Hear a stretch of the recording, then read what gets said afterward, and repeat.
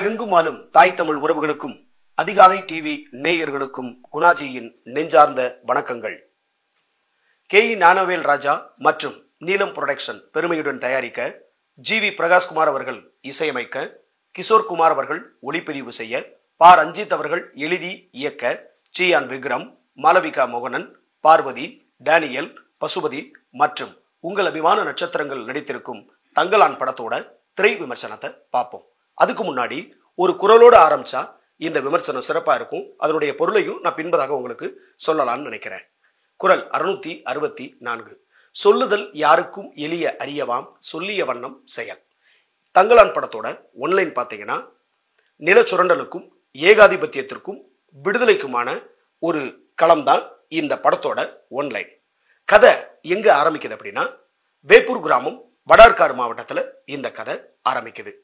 சியான் விக்ரம் தனக்கான கொஞ்சோண்டு இடத்தை வச்சு விவசாயம் பண்ணிக்கிட்டு இருக்கிறாரு. அதே ஊர்ல பண்ணையார் அந்த ஊர்ல வாழ்ற கிராம மக்கள் எல்லாத்தையும் தனது தோட்டத்துல, தனது பண்ணையில வேலைக்கு அமர்த்தி அடிமைத்தனமா அந்த மக்களை அங்க வேலைக்கு வச்சிருக்கிறாரு.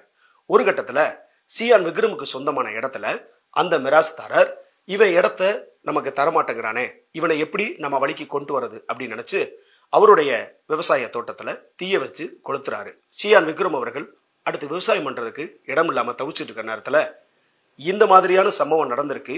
நீ இனி இந்த ஊர்ல நீ வாழணும் அப்படின்னா, நீ உன்னுடைய இலம் வேணும்னா எனக்கு அதுக்கு அபராதமா இவ்வளவு பணத்தை கொடுத்துருங்க அப்படின்னு சொல்ல, இந்த பணத்தை கொடுக்கலன்னா நீயும் உன் குடும்பமும் என்கிட்ட அடிமையா வேலை செய்யணும் அப்படின்னு சொல்றாரு. ஒரு கட்டத்துல அதே வேப்பூர் கிராமத்துல தங்கம் இருக்கு, தங்க சுரங்கம் இங்க நிறைய கிடைக்குதுன்னு சொல்லி வெள்ளக்கார பிரிட்டிஷ்கார துறை ஒருத்தர் டேனியல் அப்படின்ற கதாபாத்திரம் உள்ள வருது. இந்த மக்கள்கிட்ட இந்த மாதிரி இங்க தங்கம் இருக்கிறதா நான் கேள்விப்பட்டேன், எனக்கு நீங்க வேலை செஞ்சு தங்கத்தை எடுத்து கொடுத்தீங்கன்னா உங்களுக்கு நிறைய பணமும் உண்ண உணவும் உடுக்க உடையும் உங்களை நல்லா நான் பாத்துக்கிறேன் அப்படின்னு சொல்ல, சியான் விக்ரமுக்கு ஓகே, சொந்த ஊர்ல சொந்த மண்ணுல சொந்த கிராமத்துல ஒருத்தன்ட்ட அடிமையா இருக்கிறத விட வெள்ளக்காரன்ட்ட போய் வேலை செஞ்சு அவன்கிட்ட வர காசை வச்சு நம்ம சொந்தமான இடத்த மீட்டலாம் அப்படின்னு நினைக்கிறாரு. இப்போ சியான் விக்ரம் அவர்கள் வெள்ளக்காரன்ட்ட வேலைக்கு போனாரா, தங்கத்தை அந்த பிரிட்டிஷ்காரன் கொடுத்தாரா, காசு சம்பாரிச்சிட்டு தன்னுடைய சொந்த இடத்த பண்ணையாட்டு மீட்டாரா அப்படின்றதான் கதை. இந்த கதையை பார்த்தேன்னா ரொம்ப நேர்த்தியா ரொம்ப அழகா எடுத்துட்டு போயிருக்கிறாரு இயக்குனர் பா. ரஞ்சித். குறிப்பா பாத்தீங்கன்னா, இந்த படம் ஒடுக்கப்பட்ட மக்களுடைய அல்லது விளிம்பு நிலை மக்களுடைய அந்த மூத்த பூர்வகுடி மக்களுடைய வாழ்வாதாரத்தை, வாழ்க்கை பயணத்தை ரொம்ப அழகா எடுத்து சொல்லியிருக்கிறாரு. அந்த செட்டு போட்டிருக்கிற அந்த கிராமம், அந்த மக்களுடைய ட்ரெஸ்ஸு, அந்த மக்களுடைய வட்டார மொழி, அதெல்லாம் பார்க்கும்போது உண்மையிலேயே ரொம்ப அழகா இருந்துச்சு. நடிக்கக்கூடிய கதாபாத்திரங்கள் எல்லாம் அவங்களுக்கு கொடுக்கப்பட்ட வேலையை ரொம்ப சிறப்பா செஞ்சிருக்காங்க. குறிப்பா விஎஃப்எக்ஸ் நம்மளுக்கு கொஞ்சம் நல்லா பண்ணாதது மாதிரியான ஒரு ஃபீலிங் இருக்கும். ஆனா சில இடங்கள்ல வசனம் கூட நம்மளுக்கு புரியாம இருக்கலாம். அதை உன்னிப்பா நம்ம கவனிச்சோம்னா தான் புரியும். இன்னும் அழகா சொல்லணும் அப்படின்னு பாத்தீங்கன்னா, இந்த கதையை ஒரு பூர்வகுடி மக்களுடைய வாழ்வையெல்லாம் இன்றைய தலைமுறைகள் அல்லது நம்மளோட பிள்ளைங்க, பேர பிள்ளைங்க, குழந்தைகள்லாம் பார்த்துருக்கிறதுக்கு வாய்ப்பு இல்லாது இல்லையா? அதனால அவங்க இப்படிலாம் வாழ்ந்தாங்களா, அன்னைக்கு அந்த சமூகத்துல இப்படித்தான் அந்த உடை உடுத்திருந்தாங்களா, ஏன்னா ஜாக்கெட்டு போடாம அவங்களுடைய பேச்சு, வாழ்வாதாரம் ரொம்ப எளிமையான ஒரு வாழ்க்கையா இருக்கு இல்லையா? அதெல்லாம் பார்க்கணும் அப்படின்றக்காக நீங்க ஒரு தடவை நிச்சயமா தேட்டர்ல போய் படத்தை பாருங்க.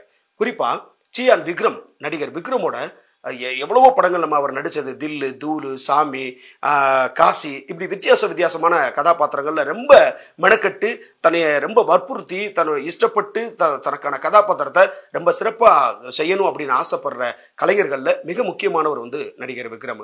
அவருடைய கடின உழைப்பு, அவருடைய உடல் மொழி, அவருடைய மெனக்கட்டு அந்த முடியோட அமைப்பு, அவருடைய தோற்றம், வெறித்தனமா நடிச்சுக்கிற நடிப்பு, அந்த நடிப்பு அசுரனை நீங்க நிச்சயமா போய் பார்க்கணும்னா தங்கலான் படத்தை நீங்க அவசியமா பாருங்க.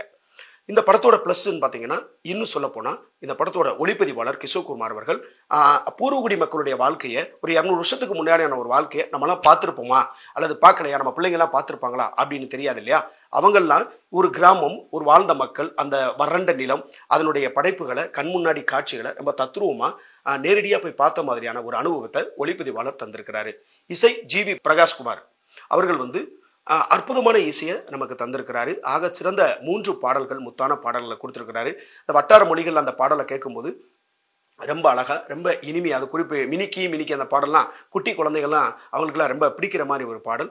இந்த படத்தோட மிகப்பெரிய பலம் விக்ரம். அதுக்கடுத்து மிகப்பெரிய பலம் யாருன்னு பார்த்தீங்கன்னா ஜிவி பிரகாஷ்குமார் தான். அவருடைய இசை தான் பின்னணி இசையில தனக்கான ஒரு அடையாளத்தை அங்கீகாரத்தை இந்த படத்துல கொடுத்திருக்கிறாரு. ஒட்டுமொத்தமா மாளவிகா மோகனன், பசுபதி, அப்புறம் வந்துட்டு பார்வதி அவங்களுடைய நடிப்பெல்லாம் வியக்கிற மாதிரி இருக்கும். அப்புறம் அவங்கள அந்த கதாபாத்திரமாவே வாழ்ந்த ஒரு ஒரு ஒரு ஒரு ஒரு மனுஷியா அப்படியே தெரியும், நம்ம கண்ணு முன்னாடி கொண்டு வந்திருக்காங்க. ஒட்டுமொத்தத்துல படத்தினுடைய கதை, இசை, ஒளிப்பதிவு எல்லாமே ரொம்ப சிறப்பா இருக்கு. இதுல நெகட்டிவா அல்லது மைனஸா சொல்லணும்னு பாத்தீங்கன்னா, அந்த சிறுத்தை வர்ற காட்சிகள்லாம் உண்மையிலே ஒப்பாம போயிருச்சு. அதை ஏதோ பொம்மை படம் பார்த்த மாதிரியான ஒரு ஃபீலு.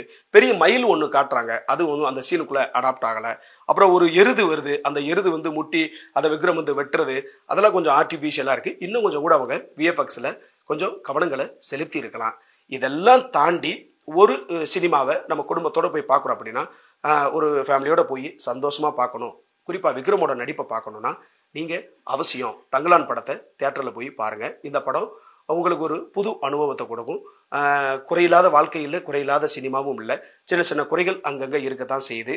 அதையும் தாண்டி ஒட்டுமொத்தமாக ரஞ்சித் அவருடைய அந்த மெனக்கெடுப்புக்கும் இந்த விடுதலையை பேசுகின்ற இந்த படமும் நடிகர் விக்ரமோட அதி உன்னதமான நடிப்பையும் நீங்க மிஸ் பண்ணிடாதீங்க. நான் முன்னாடி ஒரு குரல் சொன்னேன் இல்லையா, இந்த குரலோட பொருள் என்னன்னா, சொல்றவங்க 1000 சொல்லுவாங்க, இந்த படம் அப்படி இருக்கு, இப்படி இருக்கு, இது சரியில்லை, அது சரியில்லை.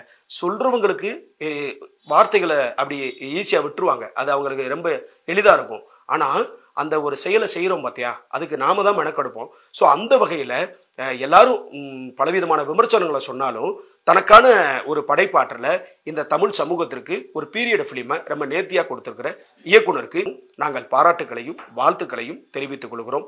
ஒட்டுமொத்தத்துல இந்த படத்தை ஒரு வரியில சொல்லணும் அப்படின்னா, தங்கலான் தங்கம். நன்றி, வணக்கம்.